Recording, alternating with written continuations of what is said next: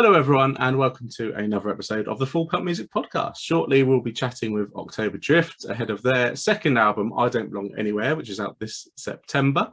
But before then, a quick reminder from myself, if you would, please do follow Pelt Music on social media. We're on Facebook at Pelt and on Twitter and Instagram at Pelt Music. And if you would, please do hit that subscribe button, hit that like button, wherever you're watching or listening. Well, welcome, Kiran from October Drift to the Pelt Music Podcast. Thank you for giving us your time. How are you on this hopefully sunny day where you are? Thanks for having me. Yeah, I'm good. Thanks. Yeah, all good.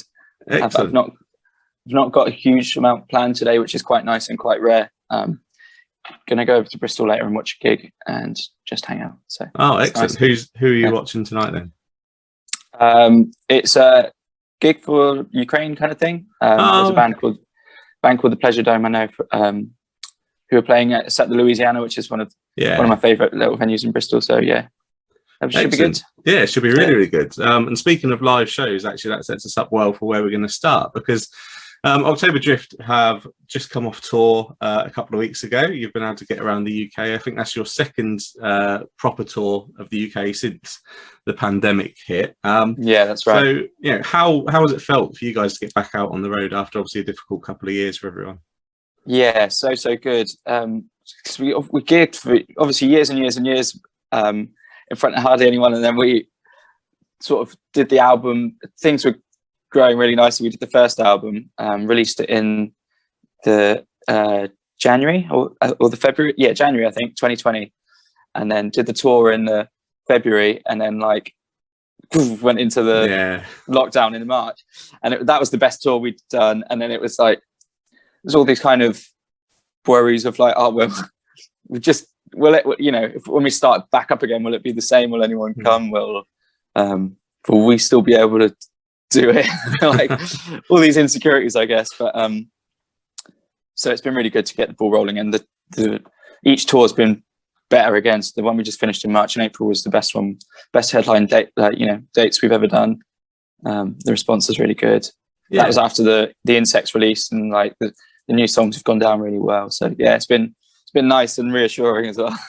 Yeah, I mean, I've spoken to a number of artists, obviously, that were all when the pandemic hit in different time periods of promotion for records, or some were lucky were in planned downtime already. Obviously, for a newer band that obviously was gaining a lot of momentum at the time, how frustrating was it from a obviously career perspective to have to stop dead at that point?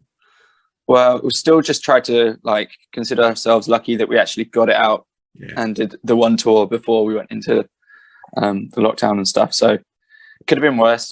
And also we were lucky not to be financially hit too hard, because we've kind of got part-time jobs we had the furlough and stuff like that. And we've also got a little studio just outside of just near about where we all live.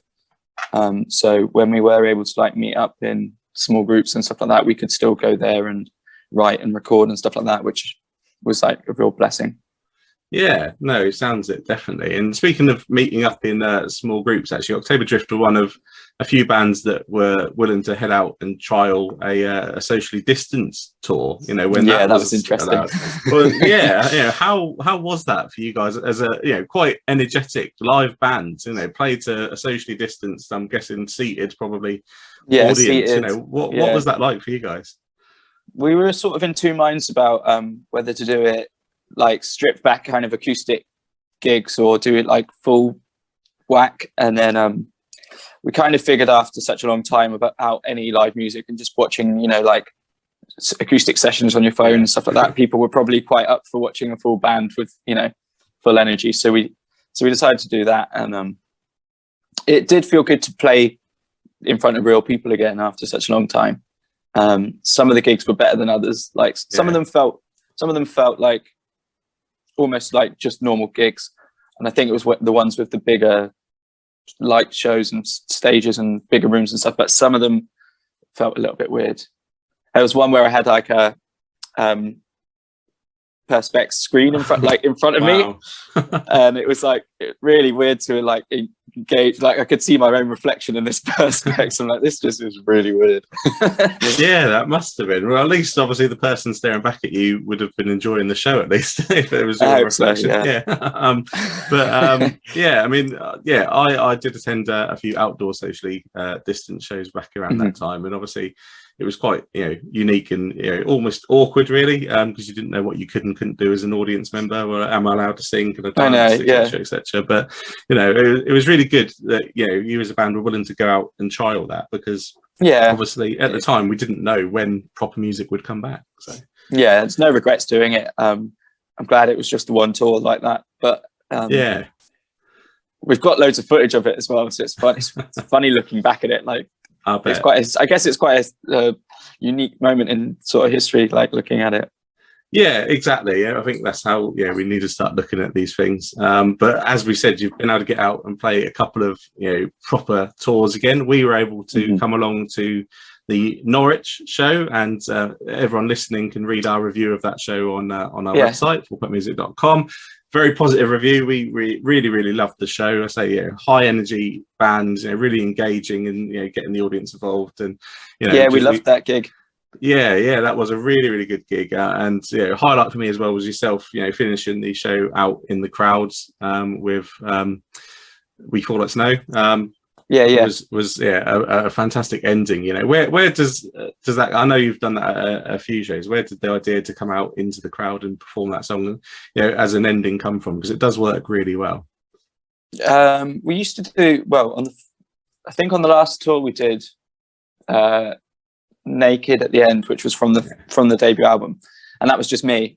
And then we wanted to try something a bit different, so we decided to do "Like the Snow We Fall" with me and Chris, which is nice as well, because it kind of a lot of people then realize, Chris can sing as well, and like it kind of shows off his vocals and stuff, and it's cool. And then I think it was his idea to go in the middle of the room, but it's nice, and especially in like sometimes the people at the back are like, for whatever reason, less likely to come forward and get engaged and stuff, but going in the middle of the room kind of brings everyone in the room. There's no front and back. It's like, it's nice. It's kind of a nice way to finish it. It was Chris's idea to go in the middle of the room. No, it works really well. And on our other podcast that we put out, our Discover New Music podcast, we chat with the artists on that podcast. We have a section called Set List Science, and ask them, what kind of attention they pay to the structure of a set list, and do they have any rules? Obviously, it kind of feels fitting to ask you that question, obviously, because placing that moment at the end certainly does leave, the fans leave and have got a talking point. There's something they're going to remember there. Is that something you factor in? How much importance do you put into the structure of a set list? Yeah, quite a lot. It often takes quite a long time. Also, Dan's plays every song in different tunings, so we've always got there's getting the set list right, so the flow's right, and it's it has the dips at the right points and stuff like that. But then there's always the battle of Dan going, I can't go from this song into this song because I've got this mad tuning to go into, so we've got to work out these bits in between where he can tune it all. How it works. So sometimes we've got like right bits of like just little bits of music, or like I've got to go and do this at this point or something, just to give him like 30 seconds to tune his guitar. But we always take quite a long time with the set. Well, it always takes a little bit of time to get in the set list right. And actually, we, like, for example, on this last tour, we did the set in Southampton the first day, and then we were like, that didn't really work, and changed it up for the rest of the tour. So sometimes you don't know until you've sort of tried and tested it as well.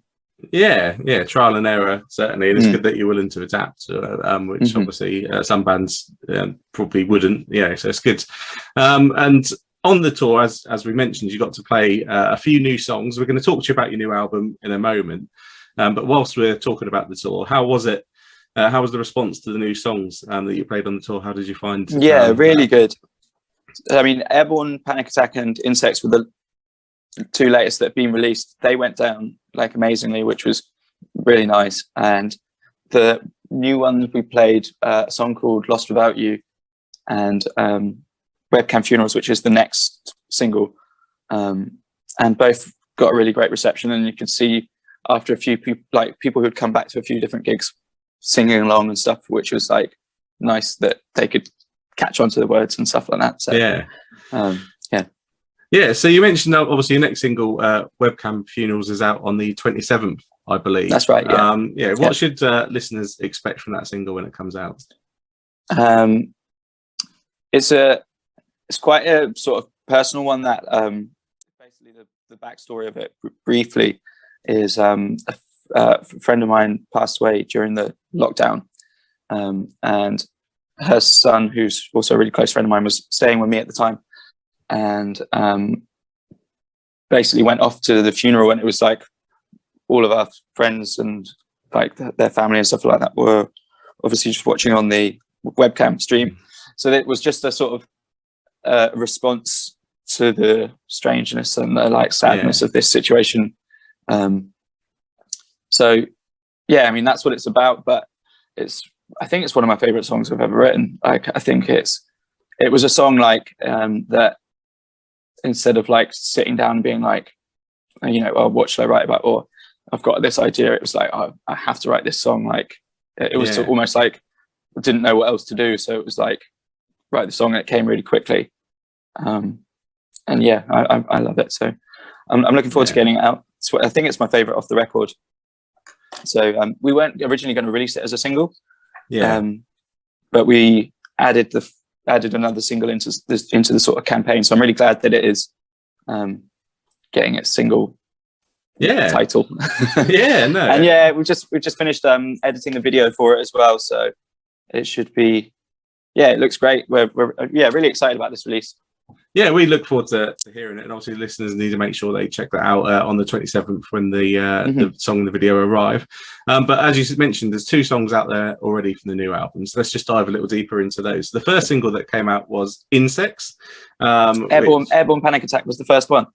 Airborne Panic Attack, of course it was. And that's actually, so we'll start with Airborne Panic Attack, and that's actually a song that we featured on our Discover New Music playlist over on Spotify to try and get people engaged in that one. Fantastic single. So what can you tell us about the meaning of the song, and how the song come together?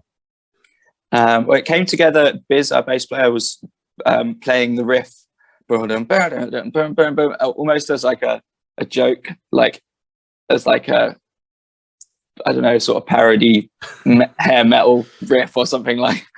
And we were like, there's kind of something in that, and it took us ages and ages to make it sound anything like October Drift. And we tried that as the chorus, and we tried a bunch of different choruses. We had the verses fairly early on, but we never had the choruses, which kind of bring it back into, like, it's quite left field for us. Yeah, those verses are kind of out of our comfort zone a bit, and the riff, like we always just play big elongated chords, and that was kind of like a riff that we don't really tend to do. And we kept going back, and eventually we wrote the chorus, and it was kind of locked it and brought it back into sounding like us. And really pleased that we did. Like, I wasn't sure about that song for a long time, because I was like, I don't know, wasn't sure if it was any good or not. Anyway, I've grown to love it. And it was basically like sort of a knee-jerk reaction to like lots of different anxiety, like, big anxieties of like world problems and things like that, and feeling like a bit hopeless and useless to doing things about it. And just, I guess, the world getting on top of you is kind of what the themes of the song are about. I mean, it does stand out, as a track, as you say, a bit out there compared to what we're used to from October Drift, but equally it works really, really well. And it really stands out live. It really was a highlight of the show we were able to attend. And I think really that was one of the songs that was stuck in our head as we walked away. So cool. Thank you. It certainly works really well. Really good song. Again, it took a while. It took a while to crack live as well, because I don't know, maybe because it was out of our comfort zone, but it took quite a long time. Some songs, like, you just play them live and they're like, oh yeah, cool, that's fine. But like, we ended up, Dan was playing the riff at first and I was singing, and for whatever reason it wasn't sounding right, so then I had to we changed things up quite a few times and to get it working live as well. But yeah, no, certainly it does work really well. And Insects as well. It was another actually standout song from that show. So that is your most recent single that you've put out, Insects. That's the latest one out. Yeah. Yeah. So go ahead. Yeah. Similar. Again, is one of my favorite tracks we've ever done. I think it's got like a cool energy, I think, and it's got a real vibe. I think that I'm trying to think how that came about. And it could have been Biz again, right in the bass riff. It's kind of like a coming of age song, I guess, without kind of growing up and feeling life pull you in different directions. And sort of growing up, but still feeling like feeling small kind of thing. Yeah. And I was trying to think it was a museum in Glasgow. Oh, I've been saying it was the Kelvin Grove, but it wasn't. It was it was another one, but I can't remember what it's called. What was that? The Hunterian Museum. Okay. Anyway, they've got all these pickled, weird animals, and then they've got all these Victorian, like taxidermy bugs and beetles and insects and butterflies on the walls and stuff like that. So that chorus was kind of written out, like "We're still insects pinned to the walls," was kind of written after seeing all of them. So that's what that song's about. Yeah, and both tracks have got cool videos to them. Obviously, listeners should check out on YouTube. You can watch the videos of both those songs, and that leads me on to the next. The videos, like I was going to say, like the videos we've all been actually Airborne Panic Attack video was filmed by our friend Neil, but the Insects one we did ourselves. This next one we've been making our own videos, which has been quite good fun as well. And like out of the, like I was saying earlier, out of the lockdown and having our own studio and stuff, we recorded the first album with Justin from Editors at his studio, and he sort of produced it and stuff. But this second one, out of circumstance, we recorded ourselves in our studio, which was like a big kind of learning curve. Like it took a lot longer than it might have elsewhere, but it's really cool that this album's been like self-recorded, self-produced. We've been making our own music videos for it. We did the artwork for it. Like it's very sort of DIY, and it is, I guess, very DIY. And I mean, the artwork and the videos and the whole aesthetic really of October Drift are, I find works really, really well. It all feels very obviously joined up, whereas some bands will put out completely different videos and artwork, etc. But it does work and fit with the band's narrative really, really well. And equally, what works that I've loved watching, to be honest, when I've dived a little deeper into your YouTube, is the Strongs in Strange Places kind of series that you guys have been putting out there. And I think they're really fantastic. One, for obviously the strange places you managed to keep finding to record the videos in, but obviously each video, the song obviously comes kind of adapts and obviously comes to life differently the way that you guys perform it. So how did that whole series come about? Where was the concept for that? And have you got any funny stories from trying to find these locations? I mean, it's nice. I think we've always found that our songs work quite well stripped back, and often that's how they're written in the first place. So it makes sense that they work in reverse, and it's often good test of a song if it still works when you strip it right back. The Songs in Strange Places, I can't even remember how we came up with that idea. I think the first one we did was the Bowling Alley, I think, which we did a cover of Black Red Bull Motorcycle Club track, and it was me and Chris. Dan works in a bowling alley, so we went there and plonked the piano and played a session on the middle of the bowling lanes. And I think that was the first one. We have had to sometimes rack our brains and try and find places and often we do them last minute. So it's like, oh, what should we do today? Oh, should we do a Songs in Strange Places? Right. Where can we find, last minute that's doable? We found some cool places as well. Like there's like an abandoned mill in Wellington near where my parents live, which we broke into, and that was like climbed through this little hole, and you couldn't film an actual video there because you couldn't get all the gear in there, because, well, at least the only way we found in, but we could get ourselves and a guitar and a little camera in, and we were like, yeah, it's cool in there. Probably not very health and safety. No, I wouldn't want the risk assessments on that one. No. There was this sort of old chapel which was out in the Devon countryside somewhere, which was a Canadian. I think it was donated by Canada or something. So it's got a Canadian flag, and it's like, this is owned by Canada. It's Canada land, and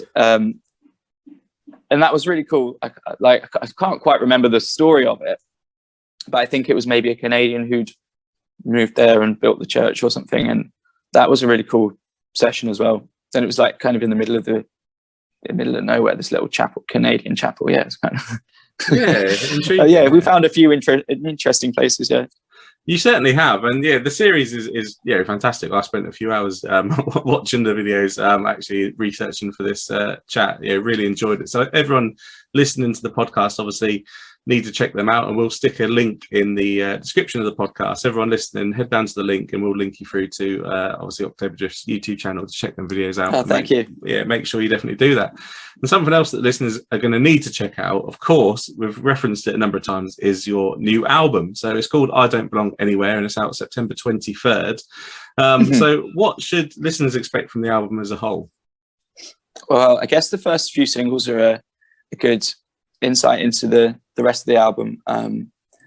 I'd say when we came to write it, we sent Justin and Jamie from the label like a whole bunch of songs that we had, and they said these are great, but they thought there was kind of two different sounding albums there, and they thought one was more of a rock record, and one was more kind of like euphoric and meandering perhaps.